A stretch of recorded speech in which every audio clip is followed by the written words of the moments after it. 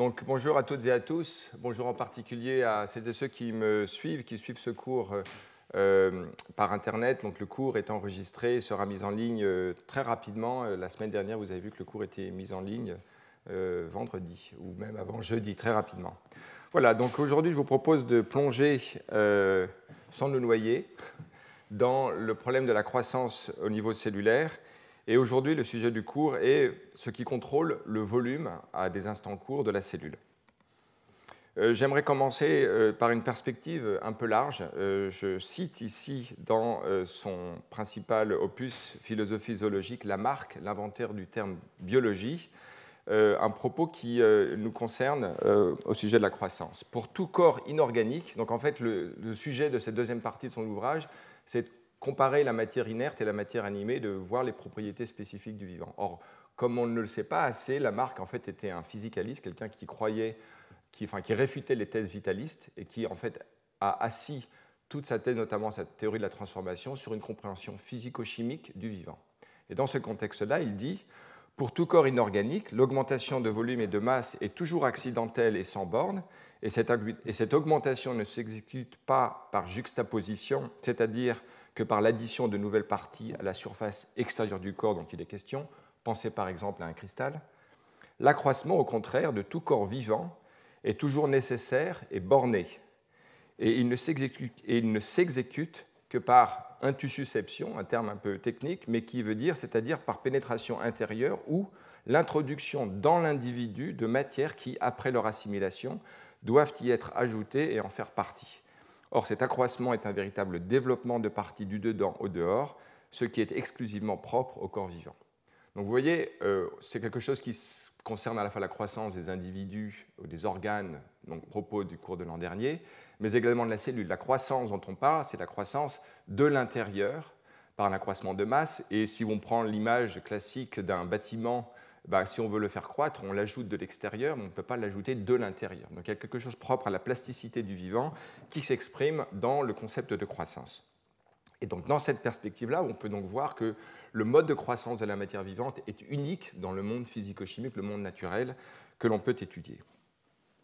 J'aimerais également, en propos liminaire, revenir sur la thématique abordée la semaine dernière dans l'introduction à ce cours général, qui est finalement la comparaison de l'impact de la multicellularité dans la compréhension de la croissance. On a vu l'an dernier la croissance des organes et des organismes comme régulée à une échelle macroscopique. On a vu une description qui était coarse-grained, qui était continue, dans laquelle l'individualité cellulaire était perdue, même si elle n'était pas oubliée.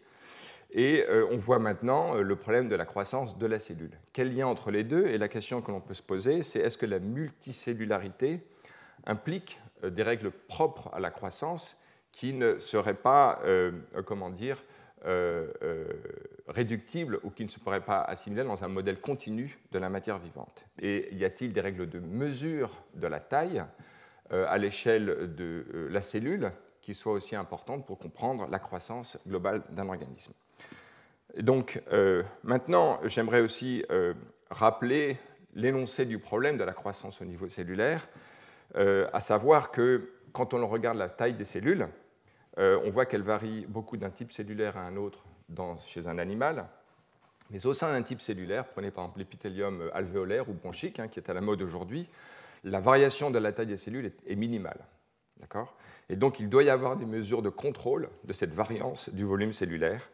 Et la question est de savoir quels sont les modes de régulation de la croissance cellulaire, de telle sorte que cette variance est minimale. Et c'est le sujet de ce cours aujourd'hui et du cours prochain.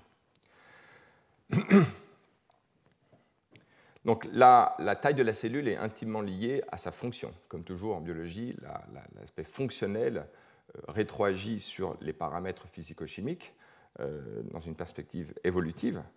Et donc, on pense à tous les types cellulaires, neurones, ovocytes, tout cela. Il y a des tailles cellulaires qui sont contraintes par la fonction. Et dans l'introduction, on voyait des globules rouges qui ont des tailles extrêmement petites et avec une variance faible qui est liée à la fonction de transporter l'hémoglobine et l'oxygène dans les petits capillaires de l'organisme.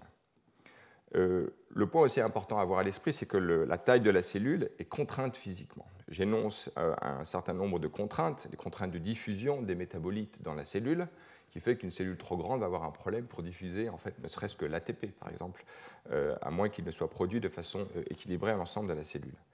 La diffusion également de molécules de signalisation qui en fait apportent une contrainte à la communication pour coordonner d'une partie à l'autre de la cellule. On sait par exemple que pour un neurone, pour propager l'activité, la dépolarisation de la membrane, on ne va pas reposer sur le mécanisme de diffusion, mais en fait de couplage spatial par diffusion. Et ces ondes trigger wave en fait permettent une communication à grande portée, mais c'est un contournement d'une contrainte liée à la diffusion dans une cellule de grande taille.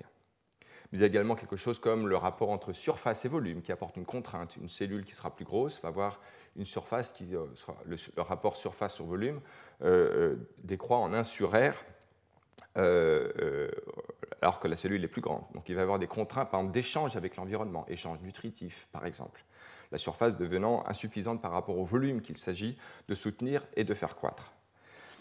Une contrainte également énergétique, point sur lequel nous reviendrons tout à l'heure, mais la synthèse des ribosomes et la capacité traductionnelle dans une cellule va limiter la croissance.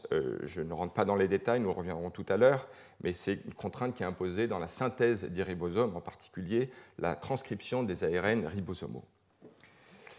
Voilà, et alors enfin, et ça va être en fait le fil conducteur du cours d'aujourd'hui, c'est que la croissance de la cellule, la taille de la cellule, est gouvernée par un équilibre entre des choses comme la synthèse protéique, qui est l'essentiel de la matière sèche, les flux osmotiques qui sont importants pour réguler le volume, et puis à des temps plus longs, le cycle cellulaire, qui est on peut voir comme une horloge, quelque chose qui va en fait réguler dans le temps toute une série de processus, les coordonnées, et donc le processus de croissance et de division cellulaire au sein du cycle cellulaire est responsable, sujet du cours prochain, d'une régulation aussi de la croissance et de la taille des cellules. Alors, il est important de voir parmi les différents types cellulaires qui existent dans la biosphère, donc les bactéries d'un côté et les protozoaires, organismes unicellulaires, qui a une grande variété de tailles. La dernière fois, nous avons exploré la variation de taille des cellules dans des organismes unicellulaires, tous ces organismes ciliés, les amibes, Stentor cereus, la paramyxe, etc., on va de quelques dizaines de microns jusqu'à plusieurs millimètres, 2 mm pour les cellules les plus grosses. Mais même chez les bactéries, en fait, ou que l'on croirait volontiers comme des cellules beaucoup plus simples, parce que l'on pense à Escherichia coli et d'autres bactéries qui sont très élémentaires, et dont nous aurons l'occasion de reparler notamment la semaine prochaine, il y a néanmoins à la périphérie des bactéries qui ont des formes extrêmement complexes, dans lesquelles d'ailleurs il y a des contournements, il y a des variations sur le thème de la forme sphérique ou cylindrique pour augmenter le rapport surface sur volume, permettant ainsi une augmentation de l'échange avec l'environnement pour soutenir la croissance. On voit ces bactéries qui ont des formes en étoile ou alors lobulées. Ce sont en fait des stratégies de contournement par rapport aux contraintes physiques de diffusion en particulier que j'ai énoncées tout à l'heure. Donc il y a des stratégies d'exploration pour contourner, en tout cas pour explorer des tailles différentes étant donné ces contraintes. Mais voilà, ayons à l'esprit que dans les organismes unicellulaires, il y a une grande variété. Maintenant, la question de la variance limitée de la taille de la cellule est vraiment un problème qui est propre aux métazoaires. C'est pourquoi aujourd'hui nous allons principalement parler de la régulation de la taille de cellules dans des organismes multicellulaires, bien que les notions physico-chimiques, nous verrons, s'appliquent aussi aux organismes unicellulaires, en particulier les bactéries, les levures et autres champignons. Alors justement, dans un organisme multicellulaire, si l'on regarde ici quelques exemples de type cellulaire, des cellules pancréatiques, des hépatocytes, kératinocytes, fibroblastes ou adipocytes, on voit par exemple ici que leur diamètre varie significativement, de quelques dizaines de microns à plus que 100 microns. Alors ici, en termes de volume, on a ici des ordres de grandeur pour des cellules qui seront peut-être aux deux extrêmes, du spermatozoïde qui fait 30 microns cubes. 30 microns cubes, c'est en gros 30 fois le volume d'une bactérie, vu qu'une bactérie comme Escherichia coli, c'est 1 micron cube.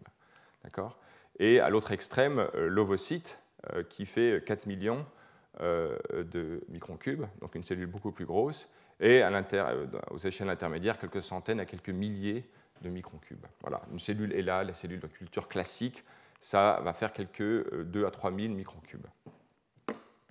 Donc, voilà, illustre en fait la variété de volume cellulaire, mais dans un type cellulaire, il y a une variance très faible. Alors justement, à propos de variance du volume cellulaire, ici, voici un histogramme de distribution des tailles des cellules, de volume de cellules dans deux organismes différents. D'abord chez la levure Saccharomyces cerevisiae, on voit ici la distribution des volumes qui est donc centrée autour de quelques dizaines de microns.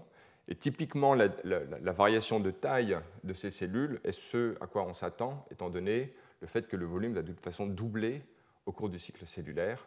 Donc il y a en gros un rapport de 1 à 2 avec quelques cellules qui sont néanmoins avec des tailles plus grosses que prévues par ce simple processus de division cellulaire et de doublement du volume. Mais dans les cellules en culture, comme ces cellules lymphoblastiques, on voit également un histogramme légèrement asymétrique, mais dans lequel l'essentiel de la distribution en fait, peut s'expliquer par le fait qu'il y a un doublement du volume au cours du cycle cellulaire. Alors, il se trouve que ça, c'est dans les conditions physiologiques, mais il y a des processus pathologiques qui, d'ailleurs, ont comme caractéristique une augmentation de la variance du volume cellulaire. Je cite deux exemples. Le premier est important, ce sont en fait les globules rouges, qui, comme vous le savez, sont des cellules qui n'ont pas de noyau, qui sont produites en grande quantité, qui ont comme contrainte d'avoir un volume suffisant pour passer par les capillaires sanguins, qui sont en fait invariants dans leur taille chez tous les hommes et même chez la plupart des mammifères, et qui ont donc il y a un paramètre qui est utilisé, leur moyenne c'est 90 femtolitres, un femtolitre c'est un micron cube, un rayon donc, de 6 à 8 microns, et donc il y a un paramètre médical, hein, la distribution de la taille des cellules, que l'on voit ici dans les conditions physiologiques normales et qui est étendu dans les conditions pathologiques. Ces conditions sont en fait des anémies, donc une déficience en fer qui cause ce qu'on appelle une asynocytose et qui augmente la variance du volume des cellules, et qui est donc un paramètre important qui peut même être utilisé comme un outil diagnostique. Voilà. Et donc, il y a toute une série de paramètres environnementaux, disons, propres à l'organisme, comme l'âge, les processus inflammatoires, oxydatifs, etc., et d'autres maladies, en fait, qui contribuent à cette perte de contrôle du volume très contraint des cellules des globules rouges. Un autre exemple sont en fait les cellules cancéreuses. Les cellules cancéreuses ont, comme on sait, des lésions génétiques multiples et variées, dépendent aussi de l'environnement. On observe dans un certain nombre de cancers, voilà ici un exemple d'une tumeur mammaire dans laquelle on voit, en fait, c'est un processus artificiel de transformation de cellules épithéliales, mais on voit en fait que ces cellules transformées ont des volumes très variables, qui sont peut-être liés à des aneuploïdies chromosomiques ou autres, mais qui illustrent néanmoins le fait que, bah oui, une cellule cancéreuse, le cancer étant vraiment une maladie de la croissance, une perte de contrôle de la croissance, et pas simplement de la division cellulaire, on voit conjointement avec une évolution, disons, du contrôle général d'un tissu ou d'un ensemble de cellules génétiquement transformées, on voit aussi une augmentation de la variance du volume cellulaire, chose sur laquelle je crois qu'il est connu des médecins, mais qui est en fait peu étudiée par les biologistes et les physiciens, et donc qui en fait motive en soi déjà l'étude du contrôle de la variance du volume cellulaire. Donc voilà un peu pour mettre en scène la question à la fois fonctionnelle du volume cellulaire, de contrôle de sa variance, et pas simplement de sa moyenne, vraiment de sa variance. Ça va être le sous-titre de ce titre aujourd'hui, c'est comment contrôle-t-on la variance du volume d'une population de cellules dans un environnement donné. Alors, pour parler justement de ces problèmes de régulation de la variance, il y a, en lien avec la moyenne, disons que la moyenne, typiquement, on va retenir, est déterminée par des facteurs intrinsèques d'origine génétique, qui vont être bien sûr propres à l'organisme, mais également au type de cellules différenciées. Une cellule adipocyte va avoir des caractéristiques différenciées liées à son expression génétique qui vont en fait réguler la moyenne de sa taille à une certaine valeur qui va être différente d'un kératocyte. D'accord ? Il y a également des facteurs environnementaux, nutritifs en particulier, qui vont soutenir la croissance ou au contraire la réduire. On avait vu cela l'an dernier dans le contexte de la régulation des organes, de la taille des organes, mais qui est vrai également au niveau de la cellule. Et puis, dans les éléments environnementaux, il y a également les paramètres, les cytokines, c'est-à-dire les signalisations induites par l'environnement de l'organisme qui va soutenir, au contraire réduire la croissance et qui aura un impact sur le volume, la valeur moyenne du volume cellulaire.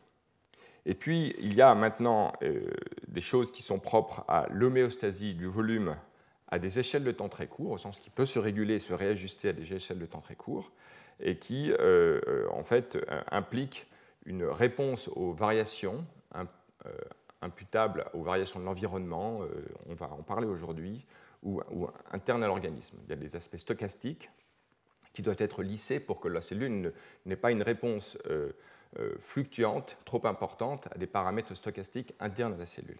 Voilà. Donc, d'où vient l'homéostasie du volume cellulaire? Voilà.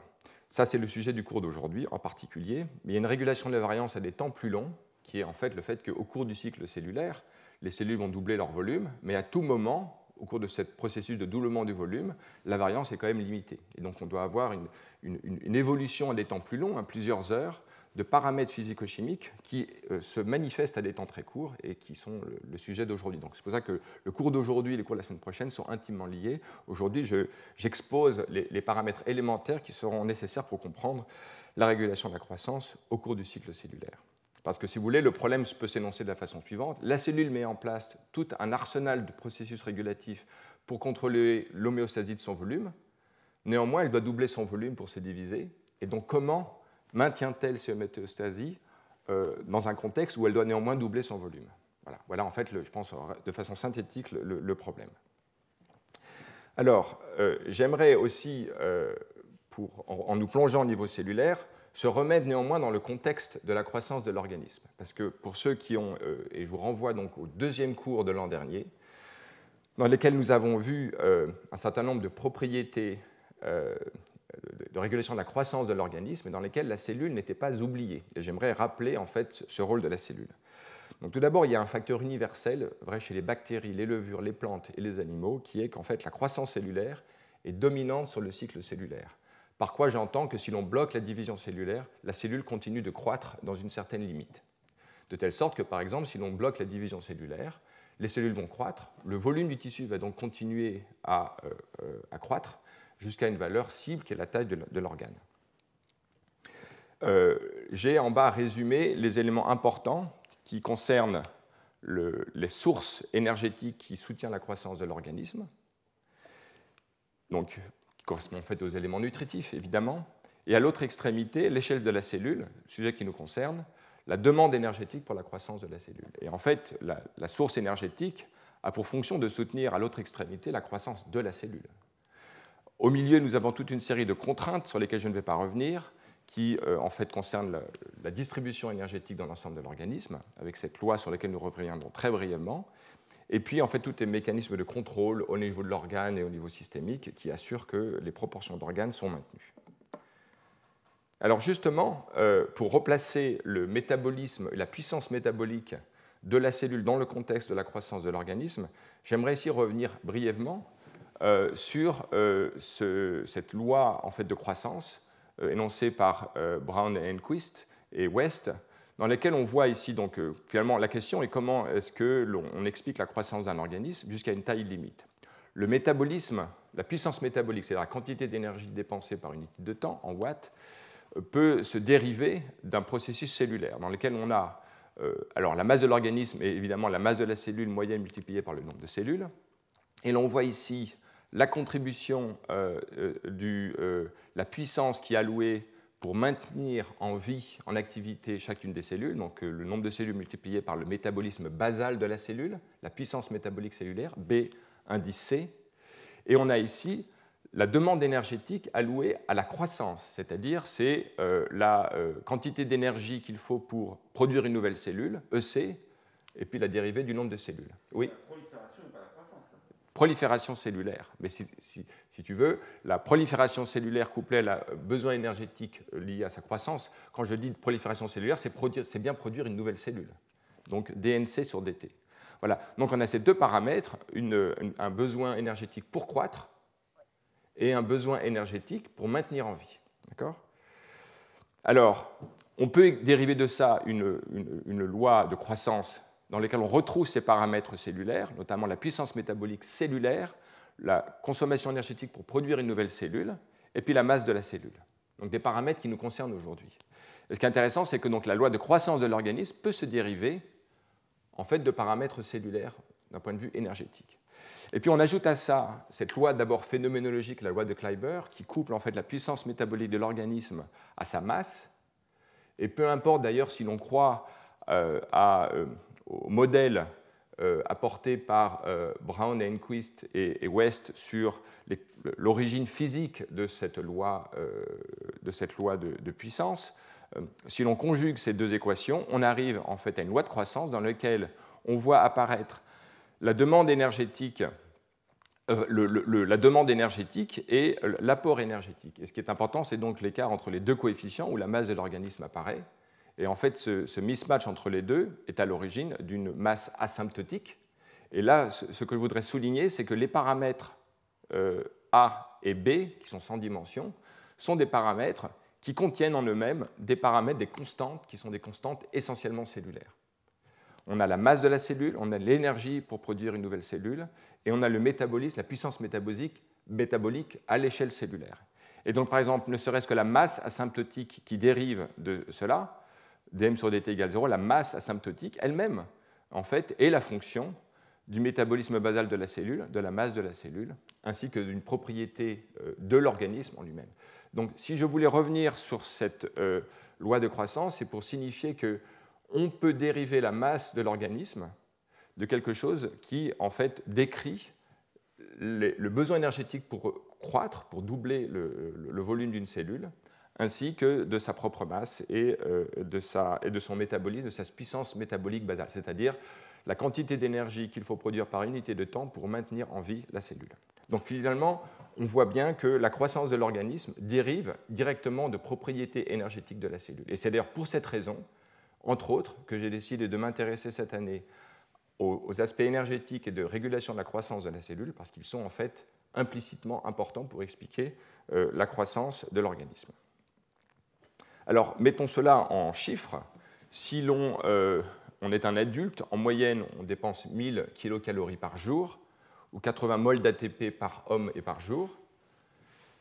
À l'échelle de la cellule, cela revient en gros à une puissance métabolique de l'ordre de 3 10 puissance moins 12 watts, et c'est à 3 10 puissance moins 12 watts, et en considérant qu'une hydrolyse d'un ATP, c'est de l'ordre de 20 kT, on a en ordre de grandeur 3 10 puissance 7 molécules d'ATP par cellule et par seconde qui sont consommées. Alors on peut voir dans ce diagramme en bas à droite, encore une fois, le rapport entre la puissance métabolique cellulaire et puis la masse de l'organisme dans lequel ces cellules sont situées. Et en raison de la loi de Kleiber, on a bien une nouvelle puissance avec un coefficient moins un quart, d'accord ? Et l'on peut remonter à l'origine à ce que serait en fait la puissance métabolique cellulaire dans un organisme qui serait finalement unicellulaire, en revenant à l'extrême. Ici, on a des organismes plus grands, et en réduisant la taille de l'organisme, on pourrait faire l'hypothèse quelle serait la puissance métabolique dans l'organisme le plus petit possible, qui serait donc l'échelle de la cellule. Et on arrive à un ordre de grandeur de la puissance métabolique cellulaire qui est de l'ordre de 10 puissance moins 11 watts, qui est effectivement ce que l'on mesure lorsqu'on a des cellules en culture, c'est-à-dire qui sont extraites de leur environnement, dans lesquelles il n'y a plus de contraintes d'apport énergétique, et dans lesquelles, finalement, on a, quelle que soit l'origine de l'organisme dans lequel ces cellules ont été prises, les mettre en culture de cellules les affranchit des contraintes de distribution de l'énergie qui sont inhérentes à la loi de Kleiber et dans lesquelles donc, cette loi de puissance n'est plus opérationnelle.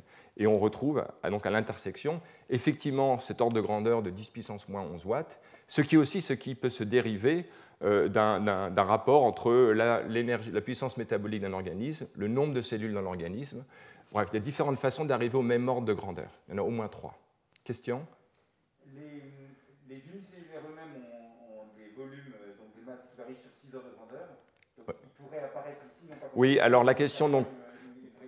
Alors effectivement, la question concerne les organismes unicellulaires qui ont des volumes beaucoup plus grands. Ils n'apparaissent pas dans ce graphe et donc je ne sais pas en fait comment ils se situent. Effectivement, pour des organismes unicellulaires plus grands, où se situe-t-on par rapport à ça? Donc là, finalement, c'est une espèce de valeur limite dans l'organisme unicellulaire, dans un organisme multicellulaire, et qui ne prend pas compte en considération le fait qu'il y a des types cellulaires différentes. Donc finalement, vous voyez, là on a 10 puissance moins 12, là on a 10 puissance moins 11. L'ordre de grandeur est là à un facteur 10 près, voilà, et qui peut correspondre en fait même à la variation du volume d'une cellule, qui varie d'un facteur 10 facilement. Alors, parlant du métabolisme cellulaire, on peut distinguer, en fait, dans cette étude, les auteurs distinguent donc l'énergie nécessaire totale au cours d'un cycle cellulaire en distinguant l'énergie pour produire une nouvelle cellule, Cg, qui correspondait à EC tout à l'heure dans la description de West et Brown et Enquist.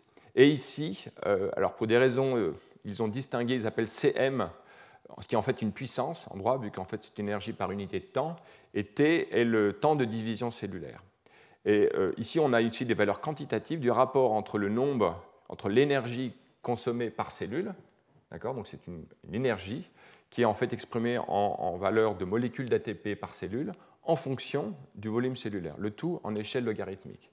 Et ce qu'on peut voir donc, dans différents types d'organismes, on peut voir qu'il y a donc une loi de puissance avec un coefficient qui est en gros 1. Donc en fait, il y a un rapport linéaire entre la puissance métabolique et le volume cellulaire, pour ce qui concerne l'énergie nécessaire à la croissance de la cellule, C indice G. Maintenant, pour la maintenance de la cellule, on a aussi quelque chose qui s'apparente à une croissance linéaire, c'est-à-dire un coefficient de proportionnalité qui n'est pas statistiquement différent de 1. Et donc, voilà, le point important est que la croissance énergétique et la puissance métabolique de la cellule est une fonction linéaire de son volume. Mais le point important est que la contribution de l'énergie nécessaire à la croissance domine largement, en fait, dans toute une série de types cellulaires, la consommation énergétique de la cellule.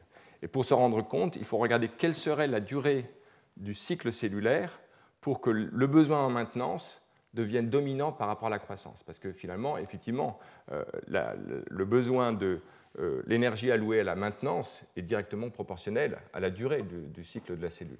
Et donc, on a ici une ligne difficilement visible, une ligne hypothétique qui correspond au temps de division cellulaire, pour différents volumes cellulaires, dans lequel on aurait une contribution à la croissance de la cellule qui serait la moitié du budget énergétique total, ou symétriquement, dans lequel le besoin de maintenance est la moitié du budget énergétique total. Et on voit que pour tous ces types cellulaires, on est en dessous de cette ligne hypothétique. Avec une échelle logarithmique, on est très significativement en dessous. Ce qui veut donc dire que dans tous ces types cellulaires, le besoin énergétique pour la maintenance est en fait négligeable par rapport aux besoins nécessaires à la croissance de la cellule. Donc retenons ici que le besoin énergétique pour la croissance de la cellule est dominant par rapport aux besoins pour la maintenance de la cellule. Alors maintenant, sur cette diapositive, on voit exposer finalement le plan des choses que nous allons voir aujourd'hui en termes de régulation du volume de la cellule, en voyant tout d'abord les effets à court terme des flux osmotiques et de la mécanique cellulaire. Et deuxièmement, nous verrons l'impact de la croissance protéique. Et nous finirons, sans nous étendre beaucoup parce qu'on en connaît peu de choses, le couplage nécessaire entre ces deux notions, c'est-à-dire à la fois le volume cellulaire en termes de flux osmotique et de la synthèse protéique. Et on a ici exposé le contexte de ces trois notions pour une cellule eucaryote et une cellule bactérienne. Nous reviendrons. Ce qui est commun, c'est effectivement l'existence de flux osmotiques, de flux d'eau à travers la membrane et la paroi, et par ailleurs le besoin de synthèse protéique. Mais ce qui va être distinct, ça va être en fait les éléments de la mécanique du cortex dans une cellule animale, gouvernée par le cytosquelette d'actine et de myosine, et chez les plantes, bactéries, levures et autres champignons, en fait la paroi, qui a des propriétés mécaniques particulières, va avoir des différences significatives dans le couplage entre flux osmotique et mécanique cellulaire dans ces différents types de cellules. Alors, je commence donc par expliquer finalement cette notion de flux osmotique qui, à la fois, apprise très tôt quand on est à l'école, mais qui en fait est assez subtile. En tout cas, si l'on veut comprendre son origine physique. Une cellule comprend 70% d'eau, en gros, et 30% de masse sèche, cette masse sèche comprenant elle-même essentiellement les protéines, mais également les acides nucléiques, lipides, tous les métabolites et les ions. Donc le volume cellulaire en fait, est principalement contribué par l'eau dans la cellule. Alors, on considère que donc l'eau en fait, traverse la membrane, et ce passage de l'eau à travers la membrane est à la fois spontané, mais également induit ou facilité par des canaux qu'on appelle les aquaporines. Donc, vous voyez ici la structure, qui sont des canaux assez remarquables, qui laissent passer l'eau à travers donc, une structure qui est intrinsèquement hydrophobe. Le flux d'eau, en fait, sont gouvernés par deux principes actifs. L'un qui est en fait la pression hydrostatique dans la cellule, et la différence de pression entre la cellule et la pression de l'environnement, du milieu, et également la pression osmotique, notée par un grand pi. Et en fait, le flux d'eau à travers cette membrane semi-perméable est gouverné par en fait, cet élément actif qui est en fait la contribution à la fois de la différence de pression et la différence de pression osmotique entre le milieu intracellulaire et le milieu extracellulaire. Et le coefficient de proportionnalité est ce qu'on appelle le coefficient de filtration. Alors, on peut en fait dériver une expression de cette pression osmotique dans des cas idéaux qui fonctionnent très bien dans toute une gamme de régimes. On en verra un peu les limites à la fin de ce cours, qui est en fait ce qu'on appelle la loi de Van't Hoff, la relation de Van't Hoff, en fait, qui est en fait une loi des gaz parfaits appliquée à la pression osmotique, dans laquelle on néglige les interactions entre les molécules et on considère en fait que ces molécules n'interagissent pas entre elles, ce qui est évidemment faux. Et donc, dans ces conditions donc, diluées du milieu cellulaire, la pression osmotique est en fait kBT température fois la concentration, donc dans le milieu intracellulaire, le nombre de molécules, on verra lesquelles, divisé par le volume de la cellule. Alors justement, les molécules qui sont importantes, qui contribuent à la pression osmotique, ce qu'on appelle les osmolytes, sont principalement les ions, pour des raisons liées en fait, à leur concentration. Parce qu'on a ici, dans différents types cellulaires, la concentration de potassium, sodium et d'autres ions en concentration moindre, sauf les ions chlore. Et l'on voit en fait que typiquement, chez une bactérie, on a entre 30 et 300 millimolaires de potassium, chez une cellule de mammifère 100 millimolaires, voilà la concentration moyenne, et pour le potassium, un peu moindre. Voilà. Et si vous voulez, en ordre de grandeur, la concentration d'une protéine, c'est ou 200 à 300 grammes par litre dans une cellule de mammifère, et en fait, ça correspond globalement à 10 millimolaires en concentration. C'est une moyenne, mais pour cela, j'ai considéré 200 à 300 acides aminés par protéine en moyenne, 100 Dalton par acide aminé en moyenne, et donc on arrive ainsi à un ordre de 2 à 3, 10 puissance 4 Dalton par protéine, et donc ça permet donc la conversion entre 200 à 300 grammes par litre, et en moyenne 10 millimolaires. Donc retenons qu'il y a en gros un facteur 10, en fait 20 à 30, entre la concentration de protéines d'une cellule et la concentration d'ions. Et c'est pour cette raison-là en fait, que la pression osmotique, que les osmolytes, les ions, en fait, ont une contribution majeure à la pression osmotique par rapport aux protéines, bien qu'elles existent, et qu'elles soient beaucoup plus grosses. D'accord ? Alors cela aura une incidence pour penser le lien entre volume, les flux d'eau par pression osmotique, et la densité de protéines qui vient de la synthèse protéique. Donc, nous reviendrons sur ce point-là à la fin du cours.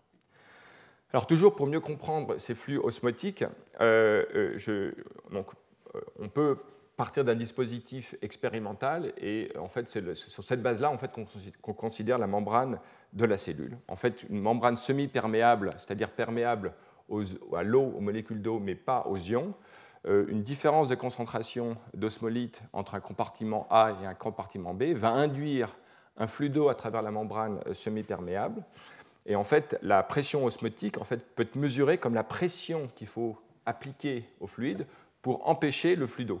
Donc en fait, si on a une différence de concentration, on a une différence de pression osmotique, on s'attend à un flux d'eau, et pour l'annuler, il faut donc appliquer une pression aux frontières, une pression hydrostatique qui va annuler le flux, et c'est ce qu'on mesure, et c'est ce qui se passe effectivement dans une cellule. Pourquoi ? Parce qu'elle a une membrane qui a sa propre limite, sa surface limitée, et qui va appliquer l'équivalent de ce que fait le piston, c'est-à-dire qui va annuler le flux d'eau dans les conditions en fait, stationnaires.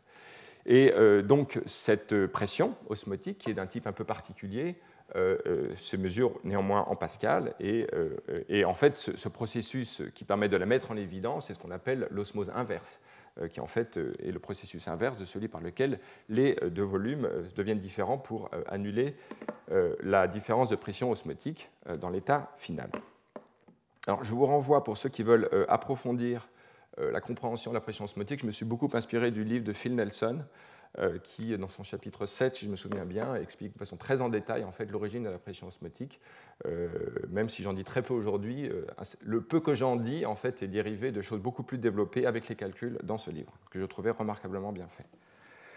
Alors, la pression osmotique est quelque chose d'assez subtil, et en fait, pour vraiment le comprendre, et là c'est vraiment ce que d'ailleurs explique très bien, je trouve, Phil Nelson dans son livre, il faut en fait le voir à l'échelle microscopique comme une force d'origine anthropique, et qui en fait rectifie en fait au niveau de la membrane semi-perméable, rectifie en fait le mouvement brownien des molécules d'eau, et en fait le gain anthropique lié à la rectification du mouvement brownien est compensé par un coût anthropique qui est effectivement l'augmentation du volume de la cellule, ou en tout cas du comportement qu'on étudie. Donc finalement, c'est vraiment ce qui se passe à l'interface à cette membrane semi-perméable en termes de rectification du mouvement brownien qui en fait permet de comprendre l'origine anthropique de du flux osmotique. Donc on peut faire maintenant un petit calcul. Alors le calcul se repose sur quelque chose de non physiologique, mais qui en fait est un point de départ pour voir l'impact de la pression osmotique. Finalement, on peut considérer une cellule dans l'eau pure, c'est-à-dire sans osmolyte, dans laquelle on a 10 millimolaires d'une concentration de protéines. Alors j'ai dit tout à l'heure que les protéines contribuent peu à la pression osmotique, et c'est vrai, mais néanmoins, faisons un calcul sur cette base-là. Avec 10 millimolaires de protéines, ce qui est en fait l'état réel d'une cellule, on a une pression osmotique de l'ordre de 10 puissance 5 pascal. D'accord ? Alors, dans ce contexte-là, on va avoir un flux osmotique qui va augmenter le volume, et alors que la cellule va augmenter son volume, sa surface va devoir s'étendre jusqu'à un point d'équilibre où en fait le coût énergétique d'extension de la membrane qui s'exprime en gamma ds, ds augmentation de la surface, gamma la tension de surface, est en fait compensé par l'énergie libre apportée par l'expansion du volume au cours de sa détente, donc l'augmentation du volume, et qui s'exprime en PdV. Et donc ceci permet de calculer la tension de surface correspondante, qui est d'un ordre de grandeur de 1 newton par mètre. Alors, ce chiffre est important parce qu'on sait par ailleurs que la tension de surface qui correspond au point de rupture de la membrane, c'est de l'ordre de grandeur de 10 puissance moins 2 newtons par mètre, beaucoup moins. Donc, dans ce cas un peu absurde, où on oublie en fait les ions, on voit que la simple densité de protéines dans une cellule en fait, suffirait en fait, à induire la lyse de la cellule. Donc, par voie de conséquence, si l'on considère maintenant les ions, qui sont dans une concentration 20 à 30 fois plus importante, a fortiori, on verrait une explosion de la cellule. Alors on dirait, mais oui, l'environnement extracellulaire n'est pas de l'eau pure, et c'est vrai, mais on voit bien que dans de l'eau pure, une cellule, une globule rouge, en fait, explose, et c'est effectivement ce que l'on observe. Alors, effectivement, rectification importante, l'environnement n'est pas de l'eau pure, il contient des ions, à concentration que vous voyez ici, de l'ordre d'une centaine millimolaires de différents ions.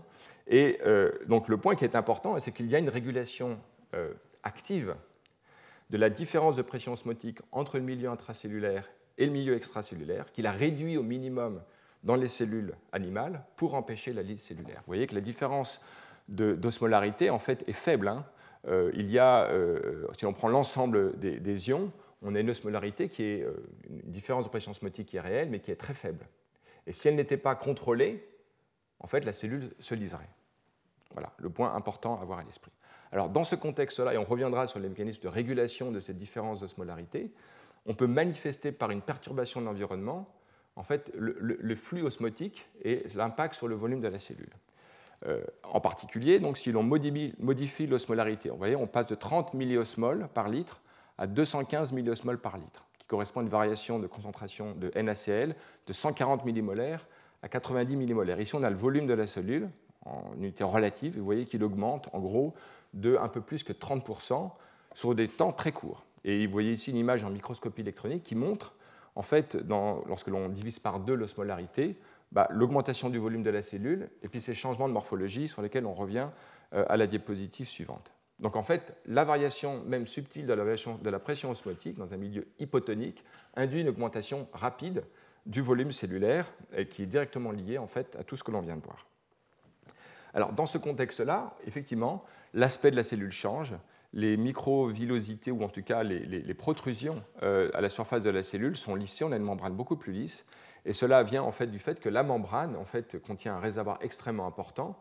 On l'avait vu dans le cours sur la tension de membrane en 2018, donc il y a 3 ans, et dans laquelle on voit en particulier dans cette étude un choc hypotonique modifie la densité de ce qu'on appelle des cavéolines, qui sont des structures stabilisées par des protéines qu'on appelle les cavéolines, d'une petite invagination de la membrane et qui en fait contribue à un réservoir très important et qui, dans les conditions de stress osmotique, est mise à disposition pour augmenter rapidement la surface sans qu'elle se lise. Voilà. Donc, on a donc tout un réservoir de membrane qui est prêt à être redéployé dans un contexte de variation, certes infime, hein, mais néanmoins important, 30% du volume, en raison d'un choc osmotique. Alors pensez à un certain nombre de cellules hein, qui peuvent subir, en raison dans l'environnement, des variations de concentration ionique qui sont notamment, par exemple, à l'épithélium intestinal, où en fait, en fonction de l'alimentation, on a des variations assez importantes des concentrations ioniques. Donc les cellules ont besoin de pouvoir répondre transitoirement à cet environnement sans se lyser. Alors maintenant, j'aimerais, dans ce contexte-là, voir le cas très distinct en fait, des plantes, bactéries, levures, champignons. Donc ce sont quand même des choses qui sont très importantes dans la biosphère, et de l'autre, les cellules animales. Alors, on a pu faire des mesures et montrer que la pression de turgescence sous pression hydrostatique dans des cellules de plantes ou de champignons peut atteindre des ordres de grandeur extrêmement importants de quelques dizaines de mégapascales. Et donc, la raison en est, alors que chez les cellules animales, on est de l'ordre de 50 à 150 pascal. Donc, on n'est pas du tout dans les mêmes ordres de grandeur. La raison en est qu'une cellule animale est simplement stabilisée. Alors, elle est stabilisée par une différence de pression osmotique très faible, et le cortex d'actomyosine maintient ces cellules dans un état, une forme particulière. Nous y reviendrons.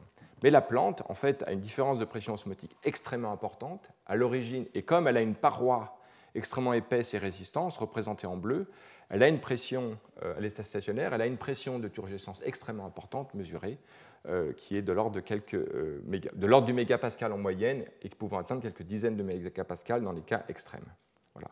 Donc, dans les cas des plantes, en fait, la différence de pression osmotique vient principalement du fait que dans la paroi, qu'on appelle l'apoplasme, il y a en fait une espèce de déplotion d'osmolyte. C'est comme si on avait quasiment de l'eau pure, qui fait en fait que la différence de pression osmotique de la paroi par rapport à l'environnement immédiatement opposé dans la membrane est beaucoup plus faible. Alors, voilà en tout cas ce que j'ai vu dans la littérature, il y a une propriété de la paroi. Dans une plante, dans un milieu, une plante, toutes ces cellules sont couplées les unes aux autres. Donc si vous voyez, le milieu extracellulaire pour la plante, c'est en gros de la paroi. D'accord ?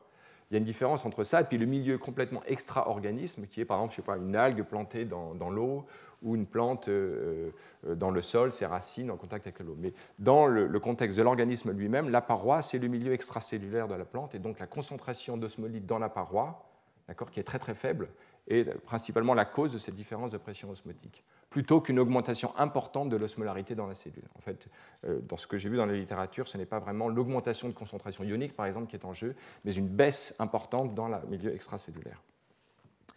Alors, en raison de ces différences de pression osmotique, on peut faire une expérience très simple, c'est de lyser la paroi. Et bien, en fait, la cellule explose quasiment instantanément chez une plante, alors que chez un animal, en raison des processus actifs qui maintiennent une différence de pression osmotique faible entre l'intra et l'extracellulaire, la dépolymérisation du cortex d'actomyosine ne lyse pas la cellule. Elle induit une augmentation du volume inférieure à 10%, mais la cellule est toujours en état. Elle est en état parce que la différence de pression osmotique est faible, et elle est maintenue faible par les processus actifs de flux ionique. Voilà. Donc la tension de la membrane, c'est en ordre de grandeur 100 piconewtons par micron. La tension du cortex, c'est un peu plus grand.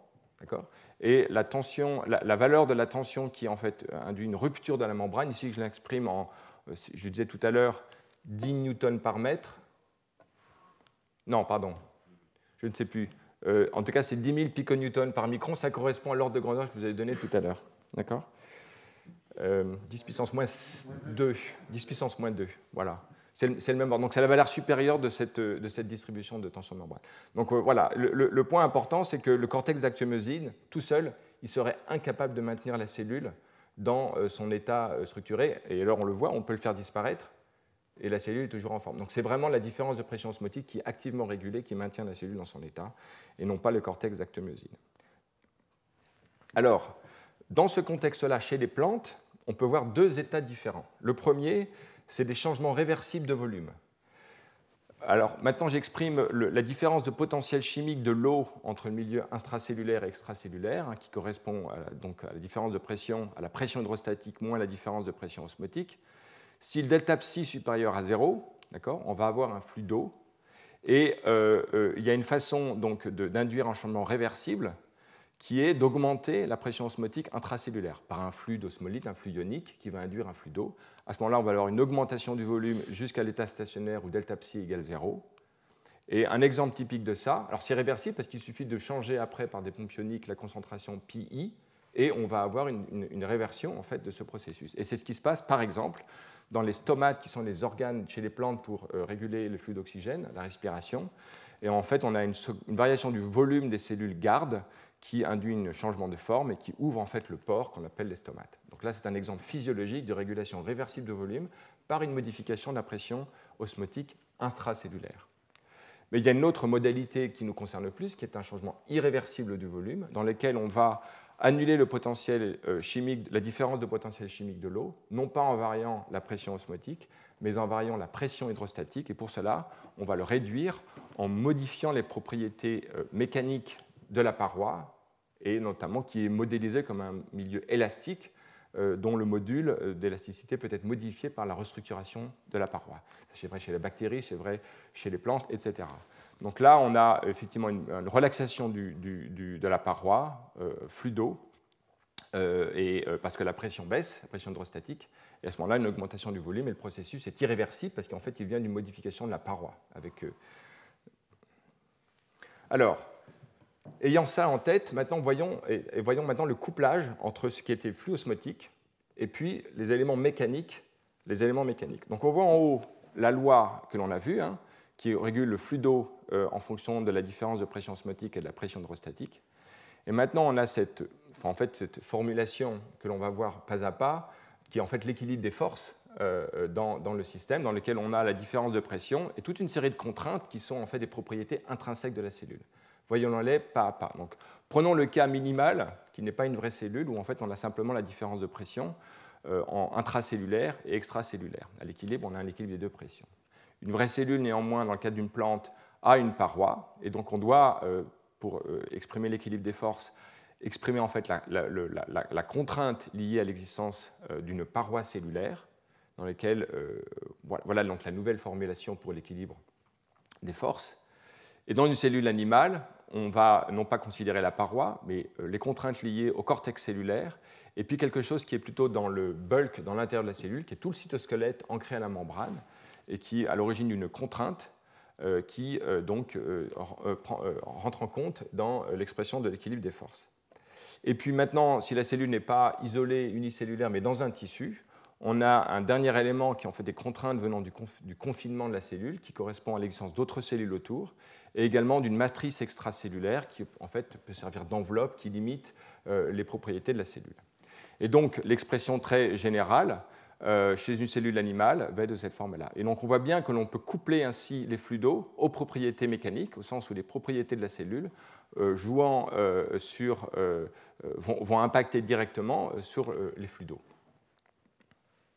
Alors, pour être plus précis, ces contraintes mécaniques liées au cortex de la cellule dans une cellule animale, ici, sigma renvoie une tension, et on peut distinguer, on l'avons vu en détail dans les cours que j'avais donnés il y a 3 ans, la tension de membrane et ce qui en fait est une tension corticale. Ici, sigma est une tension, on a ici le rayon de courbure, la courbure de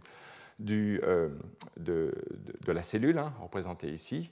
Et ici, on a les forces en fait, de couplage entre la membrane et le cortex qui ont leur propre possibilité de régulation. Et donc finalement, la différence de pression ici prend l'agrégation de la tension de la membrane et la tension corticale. Et donc, mais dans une cellule, disons que la tension corticale joue un rôle absolument prépondérant dans la régulation des contraintes extérieures. Et c'est pour ça, ici, non pas exprimant maintenant les contraintes, c'est vraiment le cortex qui est pris en compte dans la cellule. Alors, chez une plante, comment régule-t-on ces contraintes extérieures? En fait, il y a des possibilités de régulation importantes. Donc, on peut ici identifier la cellulose comme l'élément central. En gros, on va dire que c'est l'équivalent de l'actine dans la cellule, même si les cellules végétales ont évidemment de l'actine, qui est très importante. Ici, la cellulose donc, est un polymère qui est très importante. C'est 35 à 50% de la biomasse des plantes, et l'ensemble des plantes dans la biosphère, c'est 80% de la biomasse sur l'ensemble de la planète. Donc la cellulose, c'est une molécule très importante. Et on a de l'hémicellulose, qui est en fait une espèce de cross-linker, qui est en proportion également très importante, située entre une cellule 1 et une cellule 2, tout ce milieu extracellulaire, comprenant la cellulose, les cross-linkers d'hémicellulose, et puis un troisième élément, qui est une espèce de gel qui a une élasticité très faible, un gel qui assouplit l'ensemble de cette paroi, mais qui est en fait aussi un cross-linker réversible. et qui est représenté comme troisième élément ici. Ce qu'on appelle ici la lamelle middle lamella, cette structure ici, c'est en gros ce qui correspond à l'adhésion intercellulaire pour des cellules animales. Elle couple en fait ces parois entre cellules dans un processus véritablement d'adhésion. D'accord ? Alors, justement, pour réguler les propriétés mécaniques et faire, ce qui est au cœur de la croissance d'une cellule végétale qui a une différence de pression osmotique importante, baisser la pression peut se faire par un remodelage des fibrilles de cellulose ou alors des cross-linkers en fait, qui sont associés à la cellulose. Et j'exprime ici au moins deux modalités. La première, c'est pour la cellulose hémicellulose, on peut soit assouplir la fusion entre ces celluloses en utilisant des choses comme ces enzymes, expansine, qui va aller assouplir ou casser en fait, des cross-linkings entre ces brins d'hémicellulose, ou alors fusionner au contraire l'hémicellulose par des activités enzymatiques, notamment avec ces enzymes avec un nom un peu barbare. Donc là, on a des modalités de restructuration des filaments de cellulose. Et puis l'autre élément extrêmement important, ce sont en fait les pectates, la pectine, qui en fait est un gel souple qui a une caractéristique, c'est d'assouplir le wall, les parois, et en présence de calcium, en fait, de se rigidifier. Donc on voit ici une expérience où l'on voit en fait la longueur d'une cellule, qui est une mesure de sa déformation. Au cours du temps, lorsque l'on ajoute de la pectine, on va en fait augmenter plus rapidement la cellule, donc on va l'assouplir, son volume va croître. Alors que ici, quand on ajoute aussi un chélateur du calcium, d'accord, on va empêcher l'action de rigidification de ce crosslinker et à ce moment-là également, le volume va augmenter. Voilà. Donc on a ici un tour d'horizon très rapide des modalités cellulaires pour modifier en fait, les propriétés mécaniques de la paroi et permettre ainsi d'abaisser la pression hydrostatique et d'augmentation du volume de la cellule, et donc sa croissance. Alors pour aller un tout petit peu plus loin dans les propriétés de la paroi, on peut définir la croissance et les contraintes sous une forme tensorielle, et le point important, c'est qu'il y a des éléments, il y a des possibilités dans la cellule offertes pour réguler les paramètres d'ordre, l'orientation de la cellulose.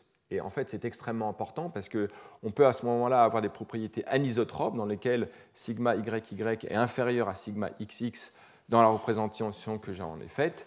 Et à partir de ce moment-là, on va avoir donc des possibilités de croissance anisotropes qui viennent des propriétés anisotropes du mur. Et donc, il y a toutes des modalités de régulation de la polarité de la cellulose, liées au flux d'oxine, qui permettent une régulation des contraintes mécaniques, en tout cas de leur anisotropie, qui a une incidence directe sur le tenseur de croissance qui devient anisotrope. Et donc c'est pour ça qu'on a des cellules qui peuvent être plutôt cuboïdales ou plutôt allongées, etc. Donc là, il y a toutes des modalités de morphogénèse. Chez les plantes, la morphogénèse, le changement de forme, se fait par modification des propriétés de la cellulose, je simplifie, qui induit des modalités de changement de volume de la cellule de croissance. Chez les plantes, quand on réfléchit à croissance, en fait, on a un modèle de morphogénèse. Contrairement aux animaux, où on le sait, ce n'est pas la croissance qui est principalement l'élément de morphogénèse, bien qu'elle joue un rôle important.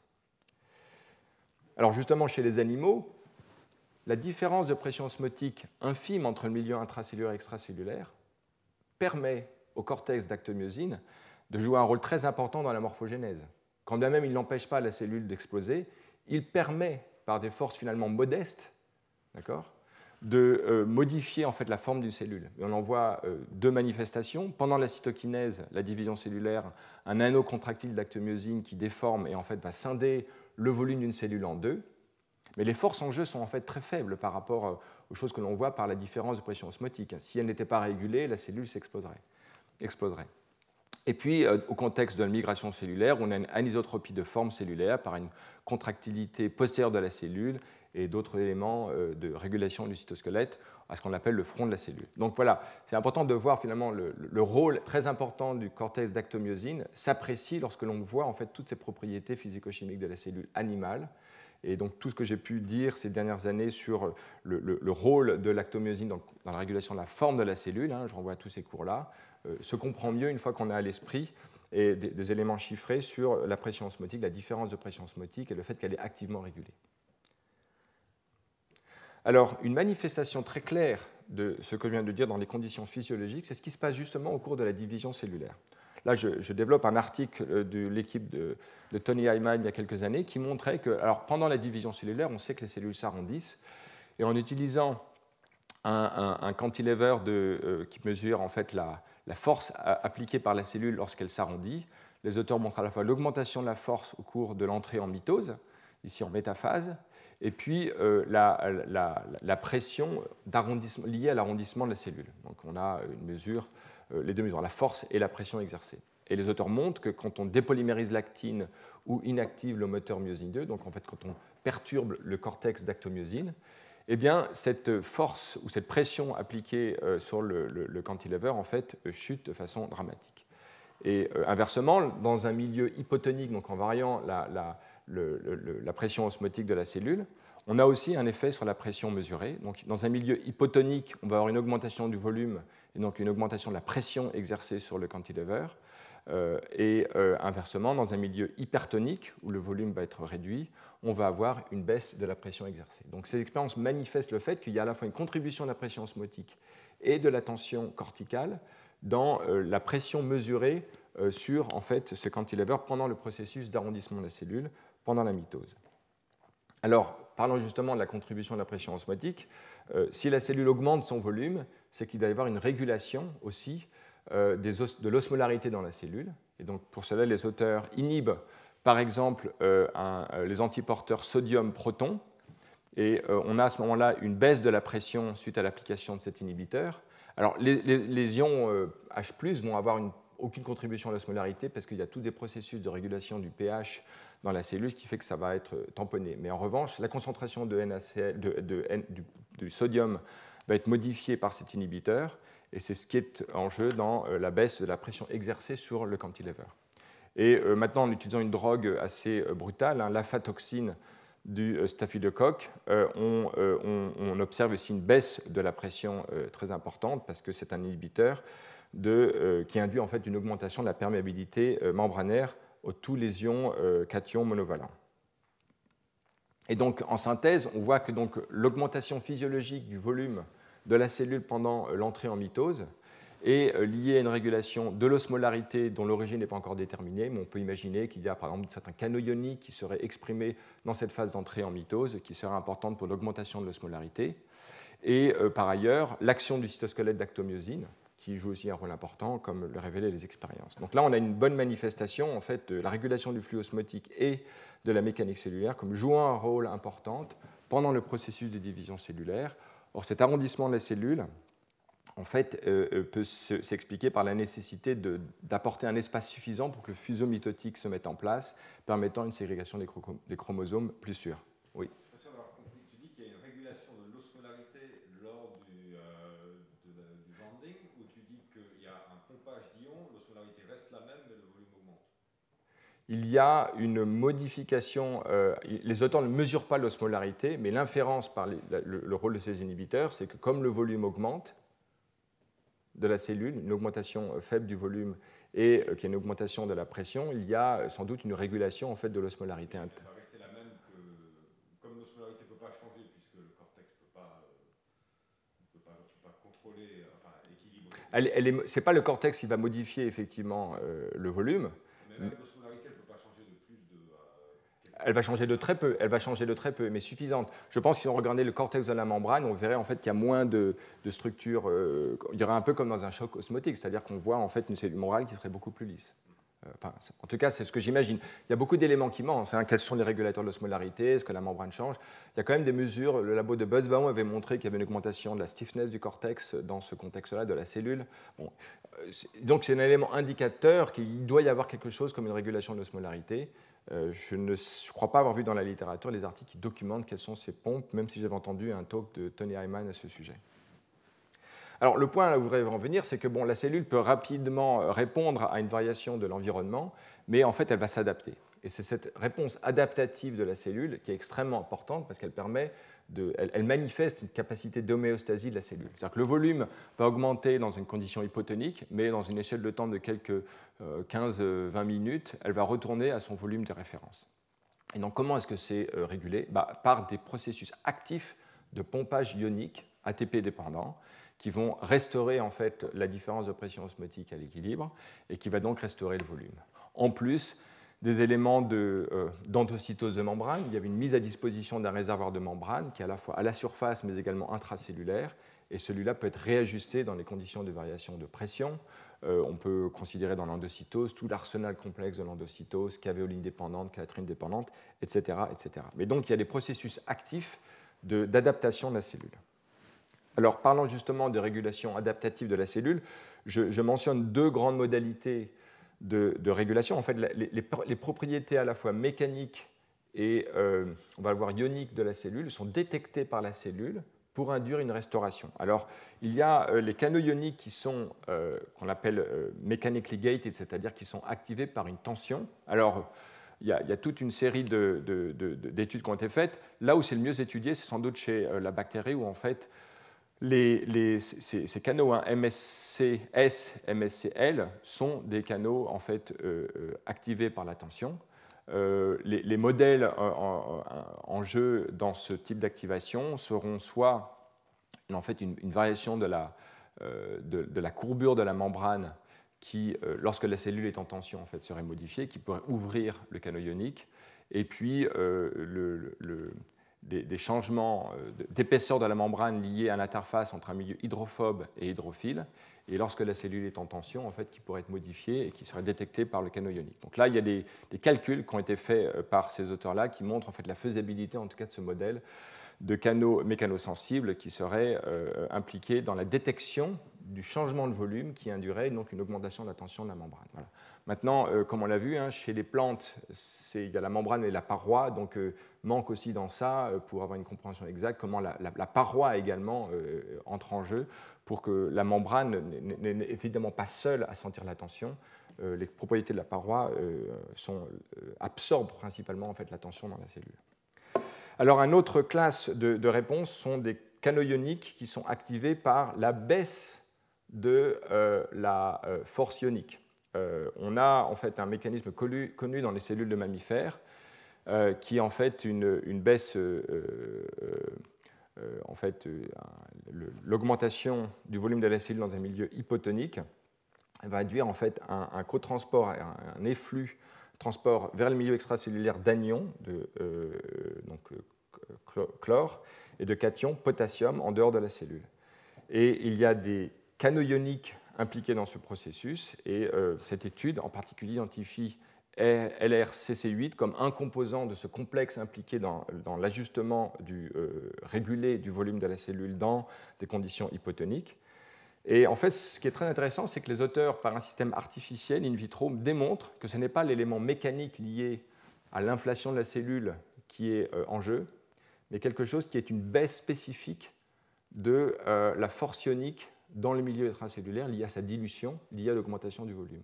Donc la cellule, ces canaux détectent la baisse de force ionique et répondent, d'une façon qui n'est pas du tout comprise, en tout cas au niveau moléculaire, par un flux d'ions en dehors de la cellule pour induire donc une variation en fait, du flux d'eau et donc une restauration adaptative du volume de la cellule. Donc, je vous renvoie à cette étude qui montre en tout cas une classe de phénomènes qui peut être beaucoup plus importante que connue jusqu'à présent. Mais retenons en gros l'élément mécanique dans l'activation de transporteurs ioniques et les modifications spécifiques de la charge ionique liées à l'augmentation du volume, à la dilution des osmolytes. Alors, en fin de division cellulaire, il y a justement, en parlant en fait de dilution, les auteurs de ce travail, dans le laboratoire de Mathieu Piel, ont montré, alors, en mettant en place un dispositif pour mesurer de façon vraiment précise le volume cellulaire par exclusion de fluorescence dans un milieu de culture, on a une cellule dans un environnement qui est fluorescent, et donc l'exclusion de fluorescence mesurée en intégrant sur plusieurs plans confocaux la fluorescence, on peut arriver à une expression du volume qui est en fait très précise. Et en faisant ça, les auteurs montrent au cours du cycle cellulaire les petites fluctuations et en même temps que l'augmentation graduelle du volume de la cellule. Et tout en fin de mitose, on voit en fait une espèce de overshoot, une augmentation rapide et sa restauration adaptative du volume de la cellule, alors que la synthèse protéique n'évolue pas. Donc en fait, si on a ici le volume de la cellule et l'augmentation de la masse sèche de la cellule, on voit en fait une baisse de la densité de la cellule, une espèce de dilution du milieu cellulaire en toute fin de mitose. Donc quelque chose qui se passe après ce que j'ai décrit dans l'article de Tony Hyman. Donc je ne crois pas que les auteurs aient encore identifié les éléments réguleurs, qu'est-ce qui est en fait impliqué dans cette régulation de la densité terminale, ni quelle est la fonction de ce processus en fin de mitose. Mais en tout cas, voilà une manifestation en tout cas physiologique, une régulation de la densité de la cellule par un découplage entre flux osmotique lié en fait à l'osmolarité et synthèse protéique. Même si, comme on le va voir, pour le reste de la division cellulaire, il y a en fait une synchronie très, très bonne entre la synthèse protéique et le volume cellulaire. Voilà. Donc c'est plutôt une exception à une règle que nous allons décrire maintenant. Alors, ayant vu maintenant flux osmotique et les éléments de mécanique cellulaire qui sont intimement liés et leur codépendance, chez les plantes, bactéries, levures, etc., et chez les animaux, en voyant bien les différences, maintenant il est temps de passer rapidement à l'élément central de la cellule, c'est que ce n'est pas que de l'eau, c'est aussi 30% de matière sèche et principalement des protéines. Alors, justement, de façon numérique, 30% de la matière du volume de la cellule, de la masse de la cellule et de la matière sèche. Et en fait, ce sont essentiellement des protéines, plus que des lipides et des nucléotides. Chez la levure, c'est à peu près la moitié de la matière sèche qui sont des protéines, et à peu près 50% chez les eucaryotes. Et ce qui est remarquable, c'est qu'en fait, la densité de protéines dans une cellule est extrêmement régulée. Elle est en fait extrêmement stabilisée, plus encore que son volume. Et donc, si l'on pense à l'augmentation du volume de la cellule pendant la division cellulaire, il doit y avoir un mécanisme d'ajustement de la synthèse protéique et du volume d'eau, de telle sorte que les deux soient corrégulés. Or, comme les protéines ne contribuent pas à la pression osmotique classique, exprimée par la loi de Ventov, en raison de leur faible concentration par rapport aux ions, on verra que ce n'est pas un processus si simple. Alors, chez les bactéries, la contribution aussi principale parmi les protéines, c'est quand même les ribosomes. C'est à peu près 15 à 25% de la masse cellulaire. Il y a 20 000 ribosomes dans une cellule d'1 micron cube. C'est donc très important. On voit ici des diagrammes qui montrent donc le poids des protéines dans ces cellules et la part dans le protéome des ribosomes. Donc ce n'est pas une mince affaire. Alors, il y a des études très anciennes, je remonte aux années 60, qui montrent que, comme on s'y attendrait, mais c'est bien de le mesurer, que pendant la phase de croissance de la cellule qui comprend la phase G1, la phase de synthèse, phase S de synthèse de l'ADN, duplication de l'ADN, et la phase G2, donc G1, G2, on a donc la croissance de la cellule avec un doublement de la quantité d'ARN et un doublement de la masse sèche, c'est-à-dire principalement des protéines. Et donc, elle se produit en phase G1, en phase S et en phase G2, de façon continue au cours de la cellule. Alors ça, c'est sur des populations de cellules. Alors, on avait vu l'an dernier l'impact important de facteurs de croissance dans la croissance de l'organisme. Et bien, de façon attendue, cela a un impact sur la croissance de la cellule. Cette voie, en fait, très générale, qui culmine dans l'activation de TOR, induit la synthèse des lipides, la synthèse protéique et la synthèse même de polymérases, etc. Donc, il y a une inhibition de processus autophagiques, augmentation de la synthèse protéique et des lipides, etc. Et lorsqu'on active cette voie par exemple, avec une forme activée de l'oncogène RAS V12, eh bien, une augmentation du volume cellulaire. Alors, dans ce profil, ça a l'air modeste, c'est une augmentation détectable du volume de la cellule. Et lorsque l'on induit ici des clones activant MYC, qui est ce facteur ici en aval, qui est aussi un gène suppresseur de tumeur, on voit une augmentation du volume de cellules en regardant ici l'histogramme en vert par rapport à l'histogramme en rouge dans les conditions contrôle. Donc on peut forcer en fait la croissance cellulaire dans des conditions artificielles d'activation de cette voie, soit par l'oncogène RAS, soit par MYC. Voilà deux exemples parmi d'autres qui montrent en fait, l'impact de ces facteurs environnementaux dans la croissance cellulaire et qui jouent en fait sur la synthèse protéique. Tous les facteurs anaboliques, ce qui fait de la croissance, et notamment des choses impliquées dans le cancer, jouent en fait sur la croissance protéique. Le volume suit, en un sens. Alors justement, je parlais d'homéostasie de la densité de protéines. En fait, c'est quelque chose que j'ai découvert comme très important parce que très finement régulé dans la cellule. Quelle est l'importance déjà de la densité de protéines, pourrait-on dire ? D'un côté, il doit y avoir une densité suffisante pour que le crowding moléculaire permette les interactions, les facilite. Et on sait en fait que, contrairement à l'usage de la loi de Ventov pour parler de pression osmotique, en fait, le milieu intracellulaire est extrêmement dense. dans lequel les forces anthropiques d'exclusion de volume jouent un rôle prépondérant. On leur voit leur manifestation, par exemple, entre autres, dans le processus de séparation de phases liquides-liquides qui sont très à la mode ces temps-ci. Mais dans un autre temps, l'augmentation du crowding cellulaire peut en fait avoir un impact négatif sur la signalisation parce qu'elle limiterait la diffusion. La diffusion dans une cellule, la diffusion effective dans la cellule va être, comme on va le voir, en fait, finement régulée par la densité. Donc on est en fait la densité de la cellule est proche de ce qu'on appelle la transition colloïdale, où en fait le système peut passer d'un état en gros liquide à un état qui ne sera pas exactement de cette nature-là, avec une diffusion extrêmement réduite. Donc la cellule en fait, régule sa densité et le fait à un endroit qui est presque dangereux. Et on va voir en fait des cas où en fait, cette densité est modifiée et l'impact physiologique que ça peut avoir. Donc, ceci pour exprimer le fait qu'il doit y avoir, qui dit régulation de la densité, dit régulation de la quantité de protéines par rapport au volume. Et donc, tout ce qui concerne pression osmotique et mécanique doit être lié, couplé, corrégulé avec la synthèse protéique. Donc, on peut les traiter comme deux phénomènes parallèles. Or, la physiologie de la cellule montre qu'ils sont couplés d'une façon ou d'une autre. Alors, ce travail très beau de Morgan Delarue, l'un de nos grands spécialistes français de la croissance cellulaire, montre que dans une cellule, on peut modifier par l'activation de la voie TOR justement cette densité de ribosomes et impacter la diffusion de la cellule. Alors, il a mis au point un système génétiquement encodé de particules, représentées ici en orange, et qui permettent de mesurer de façon très fine la diffusion effective dans la cellule, dans des conditions normales et des conditions où il inhibe la voie TOR par cet inhibiteur rapamycine, ou alors en utilisant des mutations qui affectent la voie TOR. Et on voit ici à droite la réduction de quantité de ribosomes dans ces cellules-là, et en microscopie électronique, on voit de fait une réduction de la densité de ribosomes. Alors, grâce à cette méthode de particules, de nanoparticules génétiquement encodées, fluorescentes, il peut mesurer la diffusion effective dans ces différentes conditions et voir ici, par exemple, que quand on augmente la concentration de ribosomes, dans toutes ces conditions expérimentales, il y a une baisse conjointe de la diffusion effective chez la levure, comme dans les cellules mammifères en culture, donc quelque chose de général. Et donc, de façon synthétique, on peut voir ici que l'augmentation du crowding dans la cellule par la modification de la synthèse ribosomique, en jouant sur cette voie TOR, en fait, réduit la diffusion.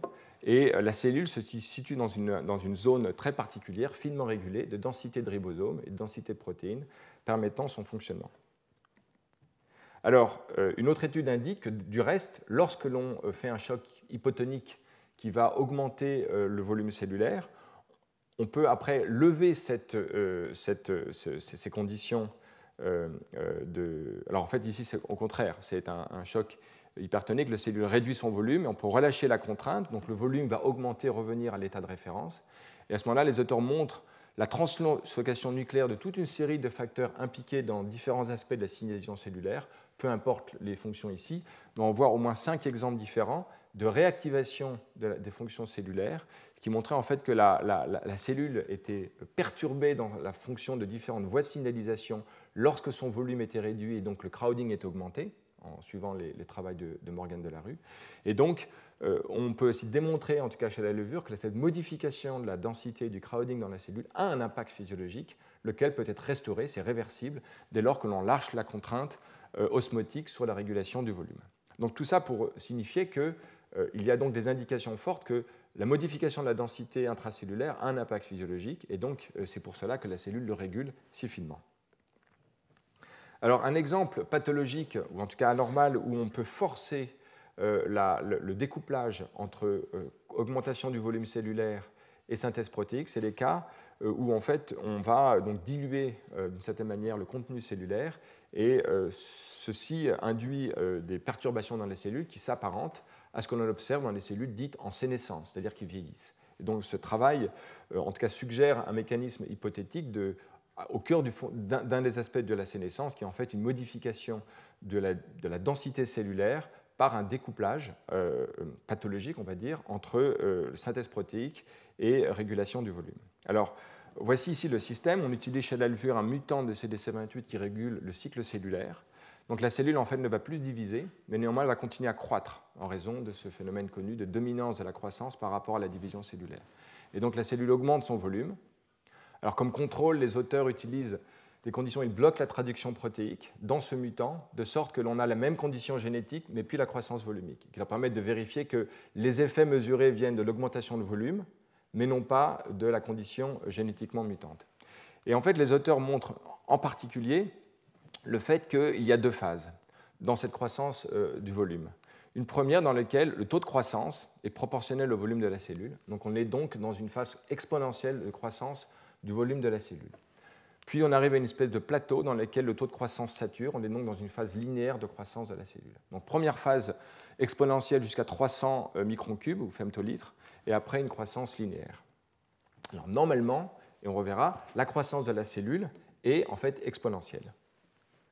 Alors le point qui est important, c'est qu'à cette transition autour de 300 femtolitres, transition entre croissance exponentielle et croissance linéaire, on voit en fait le découplage entre l'augmentation du volume qui continue et l'augmentation de la synthèse protéique en fait, qui marque le pas, qui est réduite. On n'a plus de croissance exponentielle protéique, on a une croissance linéaire, et donc on s'attend à une réduction de la densité de la cellule. Donc le volume, on voit ici l'augmentation du volume, et ici une baisse graduelle de la densité de la cellule. Donc dans ces conditions où on bloque le cycle cellulaire, la cellule continue de croître, mais elle le fait mal parce qu'elle découple son volume, qui croît de façon exponentielle pendant un certain temps, puis linéaire, et puis la synthèse protéique qui n'arrive pas à suivre. Alors, quelle est l'origine en fait de ce découplage entre synthèse protéique et augmentation du volume? Eh bien, justement, c'est une perte du scaling entre l'augmentation du volume et en fait des éléments de la machinerie de transcription et de traduction, synthèse protéique, dans la cellule. On voit ici sous-représentés dans ces cellules toute une série de régulateurs, des RNA polymérases, de la machinerie de traduction, donc ça c'est au niveau des ARN comme des protéines. En gros, on a moins de ribosomes, moins de polymérases, et donc on n'a plus une capacité traductionnelle et transcriptionnelle suffisante face à l'augmentation du volume. On a une perte de ce scaling. Alors, il se trouve que ce qui est en jeu ici, c'est en fait le rapport entre le cytoplasme, le volume du cytoplasme, et la quantité d'ADN. Parce qu'une cellule a toujours la même quantité d'ADN, si ce n'est qu'elle leur double sa quantité pendant la réplication, mais après, elle ne peut pas changer la quantité d'ADN. Par contre, son volume va continuer à croître. Et donc, il y a une espèce de zone où, en fait, la quantité d'ADN devient limitante. Et ça, c'est démontré par ces expériences où ils comparent des organismes haploïdes, donc N, et diploïdes, 2N. Ici, il regarde en particulier la réponse dans deux cas, en fait, qui est la réponse au galactose, qui va induire l'expression de GAL1, et puis l'exposition à une hormone, le facteur alpha. Et en fait, dans des conditions de croissance, quand on bloque la division cellulaire, la croissance continue, on a une augmentation de cette, on a une croissance, on a l'activation de ces différents facteurs, mais lorsque l'on est maintenu dans une croissance qui dilue la cellule, en fait, on perd en fait, l'activation de ces voies. Donc la dilution de la cellule diminue l'activation de ces deux voies de signalisation. Et maintenant, il regarde, dans les conditions haploïdes et les conditions diploïdes, le volume cellulaire dans lequel cette perte d'activité se produit. Et en fait, on observe que pour des cellules diploïdes, le volume est 2 fois plus grand dans les conditions où en fait, cette perte d'activité se produit. Donc vous voyez, l'élément critique n'est pas le volume absolu, mais le volume relatif à la quantité d'ADN. Et c'est ce que montre cette expérience. Donc l'élément central, la conclusion des auteurs, c'est que ce n'est pas le volume dans l'absolu qui compte, mais le découplage entre quantité d'ADN et volume cellulaire. Et donc c'est le rapport entre les deux qui est un élément déterminant. Alors justement, à propos de ce rapport, souvenez-vous, l'an dernier, dans le cours sur la croissance, j'avais souligné par un petit calcul pourquoi en fait ce rapport est important. En fait, ce qui est limitant, c'est la capacité transcriptionnelle de la cellule. Or, les ribosomes, en fait, la quantité de ribosomes, en fait, si on a une densité normale, est proportionnelle au volume. Mais un ribosome est une structure qui est à la fois faite de protéines et d'ARN ribosomiques. Ces ARN, rRNA, en fait, doivent être transcrits. Et donc, autant à partir d'un ARN messager, on peut former plusieurs protéines. Pour un ribosome, il va falloir une copie de chacun des ARN ribosomaux. Et donc, la seule phase de synthèse correspondante, c'est la transcription. Or, la transcription est elle-même contrainte par des propriétés physico-chimiques. L'ordre de grandeur, c'est qu'on produit un nouveau transcrit toutes les 2 secondes de façon maximale. avec une polymérase tous les 60 nucléotides et un taux d'élongation de 30 nucléotides par seconde, on voit qu'on peut donc produire au maximum un transcrit toutes les secondes. Or, les ARN ribosomaux sont en ordre de grandeur 1 million d'ARN ribosomaux dans la cellule. Donc doubler la quantité d'ARN ribosomaux pendant la synthèse protéique, pendant la croissance cellulaire, en fait, prend un certain temps pour un génome haploïde, qui est de l'ordre de plusieurs heures. Donc si vous voulez augmenter davantage le volume de la cellulaire, notamment dans ces conditions pathologiques où on bloque le cycle cellulaire, eh bien, il y a un moment, en fait, on va être dans les conditions limitantes pour la synthèse d'ARN ribosomaux.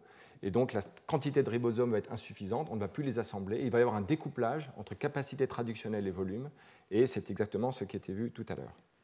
Alors, les stratégies de contournement par la cellule, c'est justement d'amplifier les ARN ribosomaux pour faire comme s'il y avait plusieurs génomes dans la cellule. Donc il y a toute une série de stratégies que j'avais développées l'an dernier, qui sont des tandem arrays ou autres structures en fait, qui en fait, multiplient la quantité de génome ribosomal tout en restant diploïde, par exemple.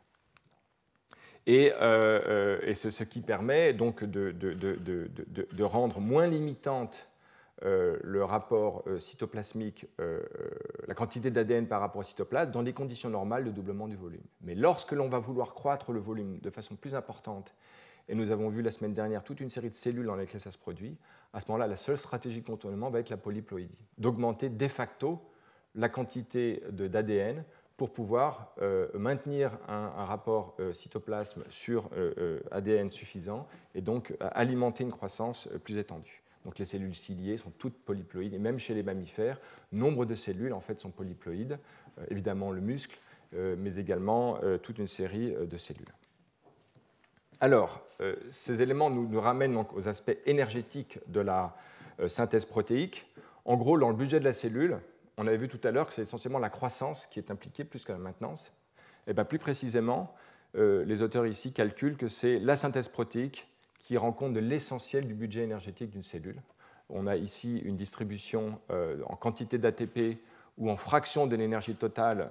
Donc on a en noir le budget énergétique total de la cellule, et c'est quasiment superposé à en bleu, ce qui correspond en fait à la traduction protéique. Voilà les études chez Escherichia coli, la levure, C. elegans, et une plante, Arabidopsis thaliana. Donc dans 4 organismes différents, on montre que c'est la synthèse protéique qui correspond au budget principal de la cellule.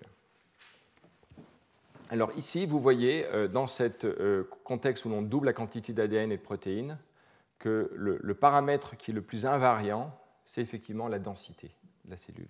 Dans ces différents types cellulaires, en culture, au cours de la croissance cellulaire, donc au cours de la phase de synthèse de protéines, d'augmentation du volume, toute exponentielle, la densité, en fait, ne change pas. Elle est autour de cette valeur extrêmement centrale. Alors ça, ce sont des études anciennes, mais il y a des études beaucoup plus récentes, que j'aurai l'occasion d'en reparler la semaine prochaine, avec des mesures extrêmement précises, de l'ordre de 0,01%, qui montrent qu'effectivement la densité est le paramètre le plus régulé dans la cellule, plus que le volume même. Alors je finis par une étude que j'ai trouvée très intéressante, une étude théorique, qui en fait répond typiquement à cette question de savoir comment on associe, on couple la croissance exponentielle du volume, mesurée factuellement, et la croissance exponentielle de la synthèse protéique. Et quel modèle faut-il apporter pour expliquer ce couplage entre deux croissances exponentielles? Alors le premier, c'est qu'on peut facilement raisonner que si jamais le couplage entre l'ARN et le volume indique que on peut rejeter l'hypothèse en fait, d'un taux de croissance qui est fixe, qui est constant. Parce que la caractéristique d'une croissance exponentielle, c'est que le taux de croissance soit proportionnel à la quantité de la protéine, et donc on peut exclure, ou d'ARN si on parle des ARN messagers. Donc on peut exclure déjà un modèle dans lequel le taux de croissance serait en fait limité par la quantité d'ADN, ou en tout cas la quantité de ce qui s'appelle ici le gene copy number, je vais y revenir, ou la quantité d'ARN messager, dans lesquels on aurait un taux de croissance constant. On peut rejeter ce modèle. En revanche, si on a donc une croissance exponentielle des protéines, une croissance exponentielle des ARN messagers et une croissance exponentielle du volume, il faudrait qu'il y ait donc un ajustement fin en fait, des différents taux de croissance, d'accord ?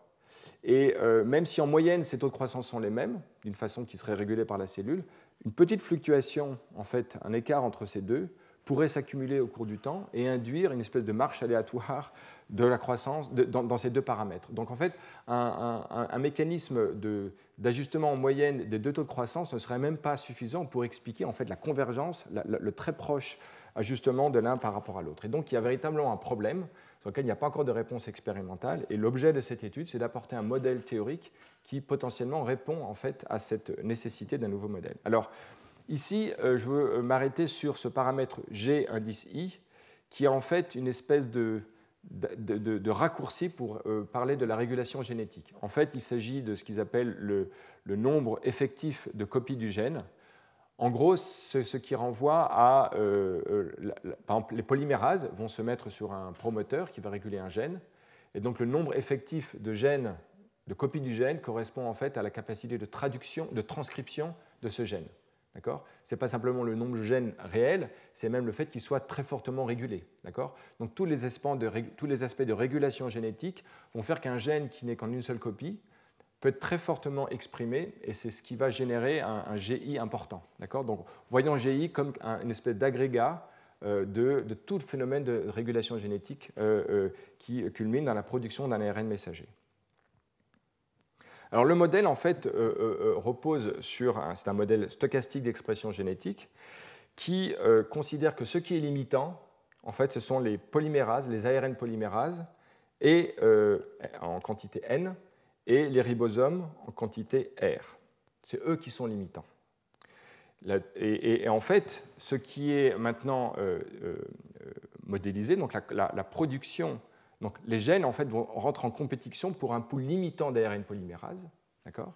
Et donc, la quantité de messagers produits, par exemple ici, va être proportionnelle en fait, à donc, ce facteur, ce qu'ils appellent la fraction allouée à chaque gène, qui n'est le ratio entre G indice I et la somme de tous les G sur l'ensemble des gènes.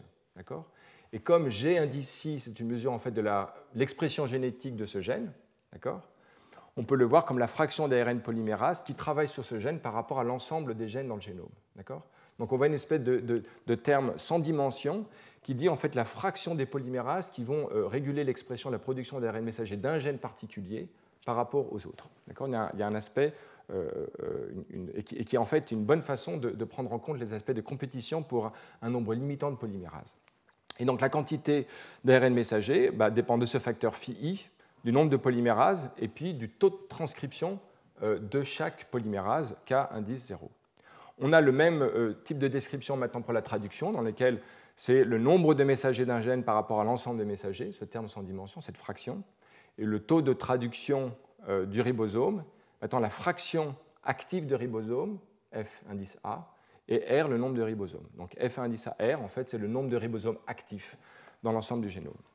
Voilà, donc le terme important, c'est phi indice I, en fait, qui est ce terme, en fait, la proportion en fait, d'un gène particulier qui est activé par la polymérase par rapport à l'ensemble des gènes.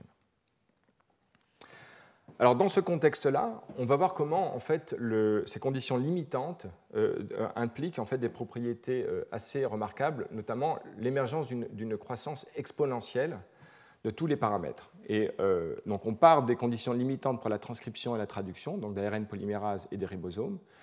À partir de ces lois qui dérivent de ce que j'ai décrit précédemment, on peut écrire l'évolution de la quantité moyenne de ribosomes dans la cellule comme fonction en fait, de la densité de ribosomes. En fait, le ribosome est lui-même autocatalytique dans sa propre synthèse, d'accord ? Et c'est cette propriété-là qui donne déjà une croissance exponentielle des ribosomes dans la cellule. Alors, à partir de cette propriété, donc le taux de croissance des ribosomes est dépendant de la fraction de gènes ribosomaux dans l'ensemble du génome. Et c'est là qu'on revient à ce que je disais tout à l'heure, à savoir que l'amplification des ARN ribosomaux en fait, conduit à augmenter phi R. En fait, c'est comme si on avait augmenté la quantité de gènes ribosomaux dans le génome, et c'est effectivement ce qui s'est passé. En tout cas, dans le cadre du modèle, ça revient à augmenter ce terme phi R. Et donc, on a un taux de croissance exponentielle, qui est une proportion entre l'évolution et la densité de ribosomes. Or, qui dit croissance exponentielle des ribosomes, qui est un fait établi par les expériences, on a eu aussi une croissance exponentielle des protéines, parce qu'en fait, d'après ce terme-là, on a une relation entre l'évolution de la densité de protéines, du nombre de protéines, et le nombre de ribosomes. Et donc, on a une croissance exponentielle des protéines. Or, comme les ARN polymérases sont aussi des protéines, on a une augmentation exponentielle du nombre de polymérases, et donc on a une augmentation exponentielle des ARN messagers. Donc, finalement, des propriétés autocatalytiques de synthèse ribosomique, on a en cascade une propriété exponentielle de synthèse de tous les composants de la cellule. Et comme le volume est considéré comme proportionnel à la masse, c'est-à-dire à l'ensemble de la synthèse de toutes les protéines, qui sont les éléments essentiels de la masse de la cellule, le volume lui-même augmente de façon exponentielle. Alors, l'incidence de ça est aussi importante par rapport aux fluctuations. Parce que, et là je passe les étapes, l'élément important, imaginons par exemple que l'on augmente, je sais pas, on duplique le génome. Le terme phi indice I, qui est un terme relatif, ne change pas. Donc oui, on va augmenter la quantité d'un gène X ou Y, mais comment on va augmenter tous les autres gènes? L'allocation des polymérases à l'ensemble des gènes ne va pas changer.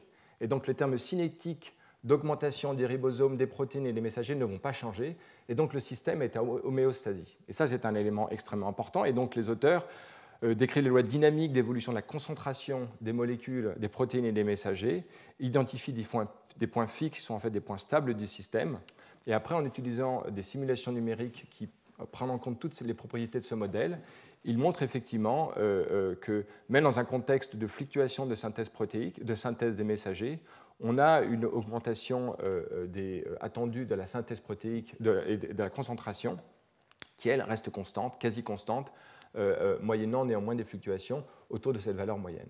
Donc le modèle, en fait, explique bien le couplage entre la synthèse exponentielle de tous les paramètres du système, et il montre aussi comment le système, en fait, atteint une homéostasie face aux fluctuations propres au système. Donc voilà, c'est un modèle théorique qui est compatible avec un certain nombre de données expérimentales, notamment la croissance exponentielle des paramètres du système. Maintenant, il est évident qu'il va alimenter des analyses expérimentales pour être testé plus avant. Alors, on est dans ces conditions, en fait, dans ce modèle où on est limitant en ribosome et en ARN polymérase, on a une croissance exponentielle, mais en fait, le modèle prédit aussi que si jamais ce paramètre qui est le rapport entre protéines et ADN est modifié, si on est en dessous de ce valeur seuil gamma 1, on est dans les conditions que je viens de décrire. Mais si on est dans une valeur un peu plus importante du rapport protéine sur ADN, à ce moment-là, on va être limitant d'abord en ADN, et donc on va avoir une synthèse non plus exponentielle, mais linéaire des messagers, alors qu'on est encore en phase exponentielle de croissance des ribosomes, de la traduction. Et au-delà d'une valeur encore seuil gamma 2, on est linéaire pour les deux, et la croissance est plus exponentielle. Alors ça correspond exactement, de fait, à ce qui a été décrit expérimentalement, où une cellule en fait plus diluée, où en fait on avait une augmentation du volume de la cellule par rapport à la synthèse protéique, on était limité en ADN. À ce moment-là, effectivement, souvenez-vous, la croissance était plus exponentielle, mais observée comme linéaire, avec un taux de croissance qui était constant. Donc au moins ce modèle est compatible avec ces données expérimentales que j'ai présentées auparavant. Voilà, et donc je finis avec vraiment un problème qui, à mon sens, n'est pas résolu dans la littérature que j'ai cherchée et qui est en fait le couplage entre l'échelle de temps finalement très courte d'ajustement des flux osmotiques de l'ordre de quelques minutes et des réponses mécaniques de la cellule, et puis de l'autre, la synthèse protéique qui est sur une échelle de temps quand même plus longue et qui se manifeste au cours de la synthèse, au cours de la croissance cellulaire. Alors, ici, si vous voulez, je résume en disant qu'on voit bien, ça ce sont des données expérimentales du labo de Mathieu Piel qui montrent en fait qu'il y a bien des petites fluctuations du volume en même temps qu'une évolution très, très claire de l'augmentation du volume cellulaire pendant la division cellulaire. Et donc, il y a bien un ajustement entre volume et synthèse protéique. Maintenant, le point central est que j'ai dit que la contribution des protéines à la pression osmotique de la cellule est négligeable, vu qu'elles sont en concentration 20 à 30 fois inférieure aux osmolites qui sont les ions. Et donc, on ne peut pas dire je double la quantité de protéines, donc je vais modifier l'osmolarité de la cellule et donc les flux osmotiques vont s'équilibrer naturellement. Non. Ou alors il faut modifier, ou alors il faut abandonner la loi de Van't Hoff en disant qu'on n'est plus dans un système dilué, mais en fait la forte concentration des protéines aurait une contribution. Je viens dans la diapositive suivante. Donc j'évoque ici des possibilités de feedback entre densité protéique et flux osmotique. La première est de dire que finalement, c'est un négatif feedback. Si on augmente la densité par exemple, imaginons que transitoirement, pour des raisons liées à la fluctuation du système, il y a une synthèse protéique plus importante à la quantité d'eau dans la cellule. À ce moment-là, l'augmentation du crowding de la cellule pourrait inhiber par des phénomènes de diffusion, transcription, traduction, et donc il y aurait un réajustement de la synthèse protéique jusqu'à ce que la cellule en fait, retrouve une densité normale. Donc là, il y aurait une évolution par cette rétroaction, un ajustement possible de la cellule. La deuxième, c'est de considérer qu'en fait, on est aussi dans la cellule est un environnement délimité par une membrane et une paroi chez les plantes, les bactéries, levures et champignons. Et donc, il faut aussi considérer l'augmentation de la paroi, de la surface par rapport au volume. Or, les composants de la paroi, les composants de la membrane sont synthétisés dans le cytoplasme. Donc, il y a un scaling assez naturel que l'on imagine entre les éléments de la paroi, de la surface, et ce qu'il y a dans le cytoplasme, ce qui permettrait de ne jamais être dans les conditions limitantes de membrane. Mais, et en particulier, la quantité de pompes ioniques qui sont impliquées dans les ajustements de volume serait en fait directement une réponse à l'augmentation du volume, vu que c'est synthétisé par des ribosomes dont la densité est constante dans la cellule. Donc il n'y a pas de réponse aboutie, mais on voit bien que ce soit une surface, les composants sont naturellement, par les processus de régulation, naturellement ajustés au volume. Donc on voit ici un moyen de réguler, que le système puisse s'équilibrer. En tout cas, j'ai mis 3 petits points ici parce que véritablement, je pense que c'est un sujet qui est très activement étudié. Il faut vous diriger vers le laboratoire de Mathieu Piel en France, qui, à ma connaissance, travaille beaucoup sur ces questions et qui seront révélées dans les années qui viennent. Et puis je finis par ce qui est aussi vraiment une possibilité, après avoir parlé de pression osmotique dans des conditions en fait, du gaz parfait où en fait, on néglige les interactions entre les molécules et donc on considère que la concentration des ions. Bon, les protéines en fait, sont certes en concentration plus faible que les cellules, que les ions, mais elles sont des volumes bien plus importants et donc le volume occupé par les protéines dans une cellule est très important. On est dans une densité proche de la transition colloïdale. Et donc, les physiciens ont prévu en fait, un ajustement de la loi de Van't Hoff qui prend en compte l'impact non linéaire de la concentration de molécules dans une pression qui est appelée une pression osmotique colloïdale ou pression oncotique. Elle vient en fait d'études très anciennes de Starling sur le plasma, dans lequel il avait observé qu'il y avait un flux d'eau qui était lié à la concentration importante de protéines dans les capillaires et donc dans lesquels, finalement, ce qui est considéré, ce n'est pas la pression osmotique classique, mais une pression liée à la densité de protéines. Alors, voilà une expression, j'allais dire, à la fois, une expression de cette loi de pression osmotique colloïdale dans laquelle on retrouve le terme loi de Van't Hoff, d'accord, mais également, en fait, des coefficients qui prennent en compte des éléments non linéaires de la concentration des protéines. En gros, ici, l'idée, c'est que les forces anthropiques qui créent des exclusions de volume et des agrégations de protéines, une très forte densité de protéines, ont un impact sur la mesure d'entropie qui est au cœur en fait, de l'explication de l'origine des flux osmotiques d'eau. C'est-à-dire, en gros, il faudrait faire le calcul exact du gain d'entropie lié au flux d'eau d'un compartiment à l'autre quand on est dans des conditions où on a une densité de protéines importante. Or, ce calcul est assez compliqué parce qu'il prend en compte la densité de protéines, l'eau, des ions, etc. Mais en tout cas, cette pression oncotique ou pression osmotique colloïdale prend explicitement en compte la densité de protéines, et donc on y voit ici un moyen d'ajustement direct, beaucoup plus direct, de la densité de protéines, de la synthèse protéique et du volume de la cellule. Voilà, donc j'en ai fini. On a vu donc au cours du cycle cellulaire les mécanismes physico-chimiques qui régulent le volume, régulent la synthèse protéique et les éléments importants de couplage entre volume et synthèse protéique qui permet d'expliquer l'homéostasie des densités protéiques, sujet de recherche très actif et qui n'est pas, comme on l'a vu, vraiment expliqué. Maintenant, et comme introduction au cours suivant, on voit bien que ce qui maintenant régule le volume de la cellule ne peut pas être simplement ce que l'on a vu aujourd'hui, mais quelque chose en fait qui maintenant va réguler la division cellulaire.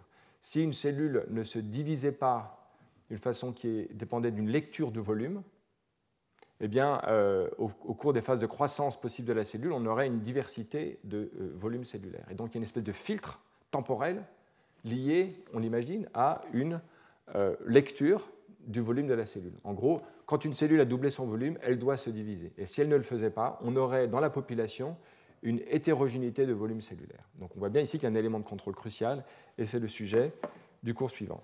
Donc voilà, je vous remercie et à très bientôt.